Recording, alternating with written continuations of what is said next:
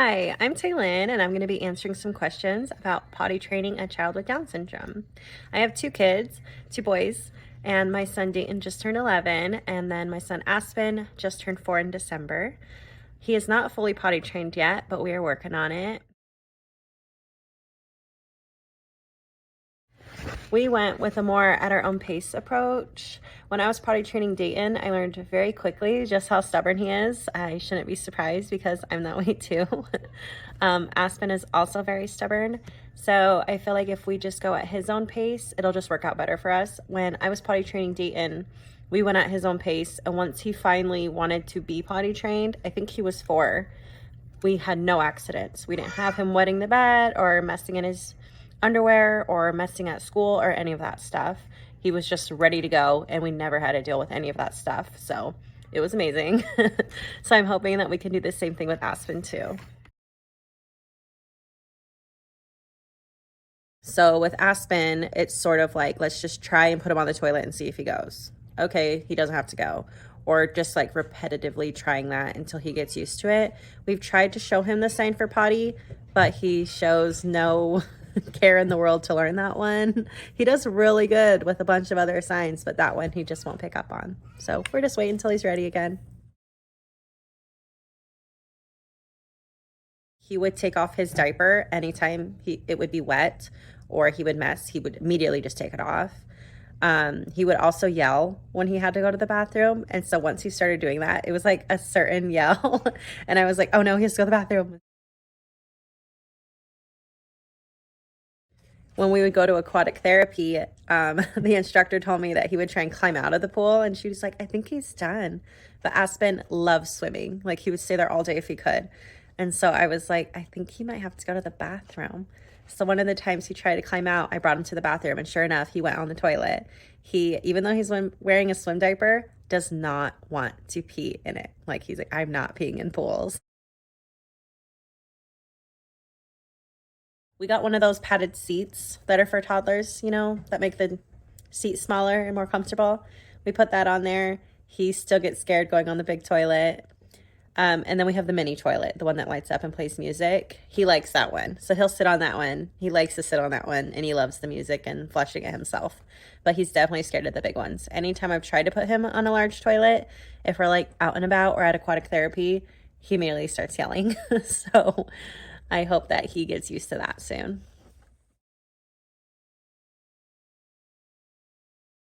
We got something, I found it on Amazon. It's called Tot on the Pot. So here's the little stuffed animal. They have boys or girls depending on what you need. But this is the Tot on the Pot. You can pull down his pants and make him go on his little toilet. That way they see like, oh, okay, this isn't so scary. Comes with a little book too, so we would read that to him.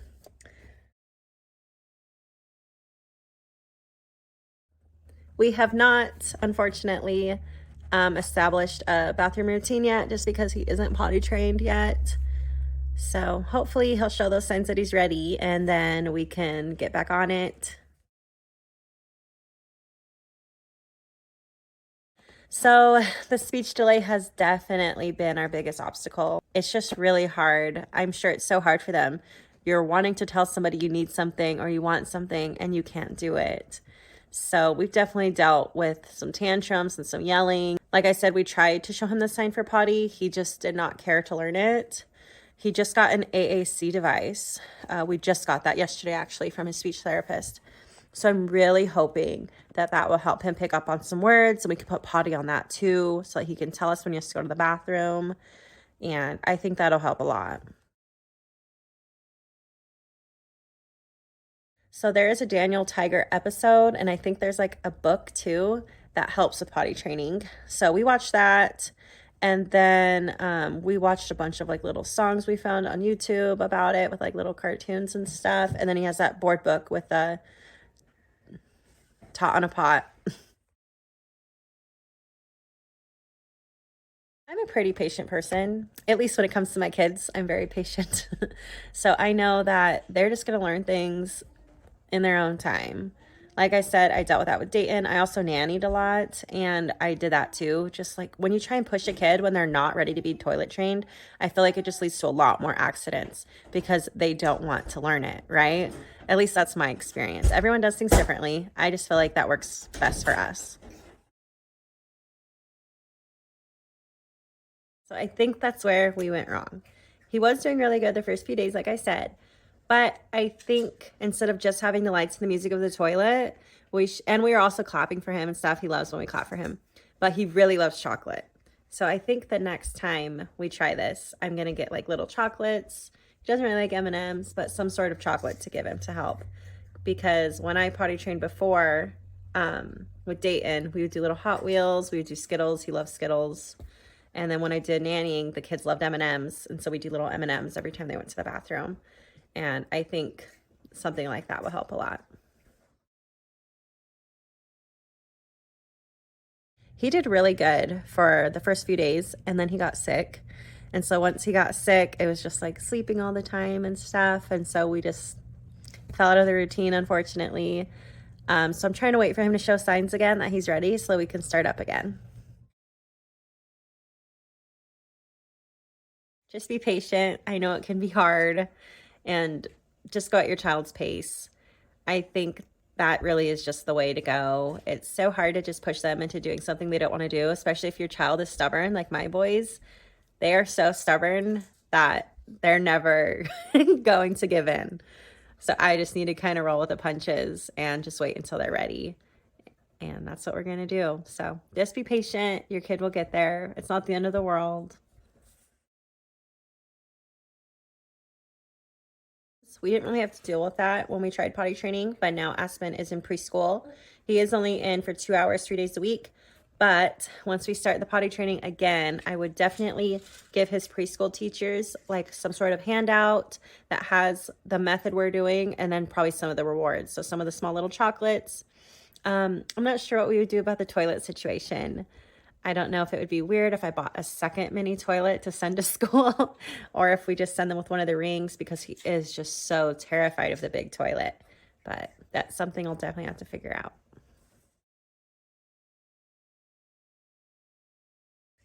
Just be patient. And I know that it's so hard with the lack of communication if your child does have a speech delay. So try and use ASL, books, songs, anything you can. We love Miss Rachel. I feel like she is so great for kids and the disability community and just teaching kids different ways to communicate. So we watch her videos a lot. I feel like she has really helped Aspen so much, as well as a speech therapist.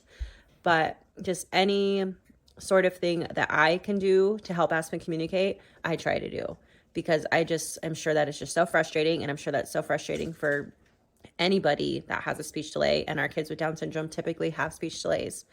So I would just try to find any way you can to communicate with them for potty training.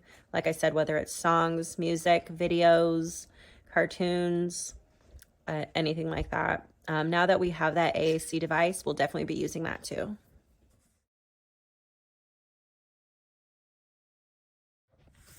Pinterest is also so helpful for potty training ideas. Like these moms on there are amazing. They make these big charts or they do these cute little like toy boxes basically where the kid can pick out a tiny toy or the candy method. And there's just so many different ways on there because I really don't feel there's a one size fits all method for kids. All kids are different, right? So they all learn at different paces. They all learn differently. They all have different ways of soaking in that information. And so I feel like Pinterest is such a great place to go to find different methods for potty training and then seeing what works best with your kid. For us, I definitely like to go at our own pace. And then I think I'm going to try the chocolates and just trying to find any way that just gets him to be excited about potty training. So I hope this is helpful, and I hope it helps out anybody out there that is potty training their kid with Down syndrome or a disability. And just be patient and hang in there, and your kid will get there eventually.